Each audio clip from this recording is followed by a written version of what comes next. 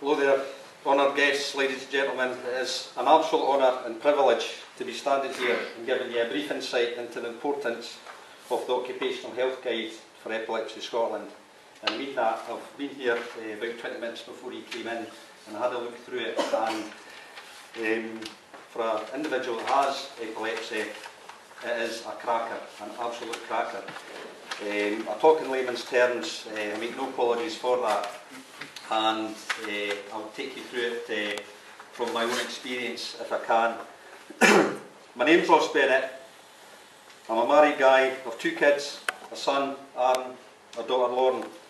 I'm a run-of-the-mill kind of gentleman. I like my sport, run, cycle, karate, football, a wee bit. I spend time with family and I work for a living. The reason I'm here today though is I've got epilepsy. I've had it since my mid-20s. The first seizure I had, if you can cast your mind back, because it's quite a good pinpoint, every one of you in this room will remember where you were the night I had my first seizure, my first known seizure. It was the night that Lady Diana died. So every person in this room, if you can think back to where you were, that was the night that I had my first seizure. So I've had it since my mid-20s, and it looks like it's here to stay, the epilepsy. At this moment in time, I take a 3,000 odd milligram cocktail of drugs daily, and I haven't driven in over 2 years, which is not an uncommon occurrence. I have 3 types of seizure in the main. I'm very lucky in that my seizures very much are when I'm sleeping. I would wake up into a seizure, but there's 3 types. One, I'll see shapes that aren't there, and I kind of know they're not there, but I can't help myself going towards them. I'm driven, drawn towards them. I can't explain it any more than that, so if you're the neurologist trying to ask me any more questions, it's very frustrating. But there you go. The next type is you waking up out of your sleep, know you're going to have a seizure, there's complete pins and needles, and then you black out. And the next thing you know, your wife's trying to bring you around. That's okay because you don't know anything that's happened there, you know, it's more scary for other people. The third type is the scary one for me. And what happens there is, you wake up, go into a seizure, and actually, instead of blacking out, you stay alert. You know you're having your seizure, okay? You can hear yourself having your seizure, but you don't black out. Now, if you can actually think of a tractor, the way a tractor's noise goes, that's the sound of me hearing myself breathing. That's a scary thought. I'm not embarrassed to say that. It's quite scary, okay? But that's what it's like having epilepsy. So you bite your tongue, yeah. You get a sore head afterwards. You're tired, yeah. All these kind of things. That's what it's like to have this condition. But that's all it is, it's a condition. I don't see myself as disabled. I have abilities that will be different from other people in the room. I have a condition. Back to my day job. I'm a Chief Inspector with Fife Constabulary.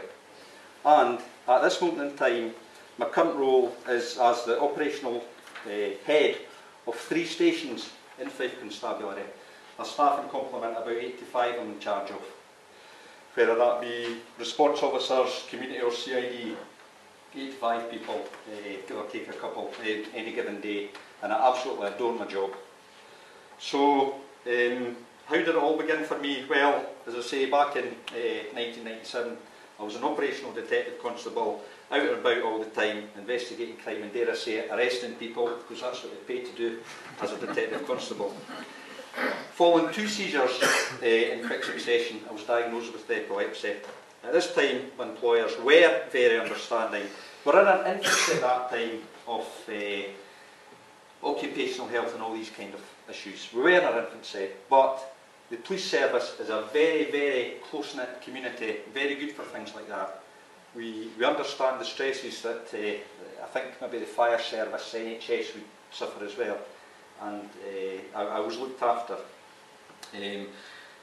So driving, or should I say my non-driving, the time required for hospital appointments, medication side effects, which was usually short-lived in any case, were taken care of. like other people, had some aims in life and hope my epilepsy would not destroy these. Confidence, believe it or not though, is a massive factor after diagnosis. I cannot stress that highly enough. You're the same person, but if you're being completely honest with yourself, you don't always appreciate that.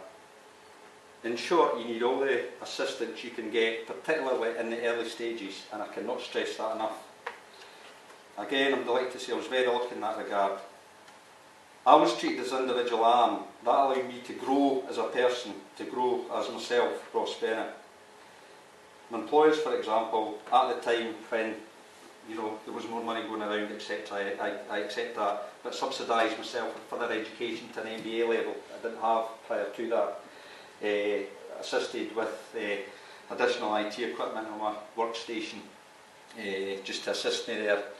Since that time I've been promoted 3 times, mainly through in the CID and then to Human Resources, where, encouraged by those around me, great team, I made it my business to assist in pushing the boundaries, the traditional boundaries in staff health, welfare, occupational health.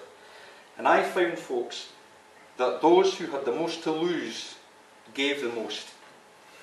Those people who you would expect actually would maybe be off more with conditions were actually off the least. Okay, that was a proven fact. I won't give you stats just now, but that's a proven fact. Loyalty was repaid with loyalty. During this time in Fife Constabulary, I'm proud to say we also introduced epilepsy awareness training to all our officers, so they would know if they came across someone that had a seizure, that they weren't, for example, drunk and incapable or just on drugs. We started to hold annual occupational health and disability stroke condition events. In evidence of our accomplishments, it will forever give me great pride to say that we won the Epilepsy Scotland Employer of the Year Award for 2006. I know there are various pieces of legislation to protect people with conditions and disabilities. What I'm actually asking, a plea from my heart, is look beyond this and consider the ethical issues. Okay, consider the person standing here before you today. Please remember, different people have different needs.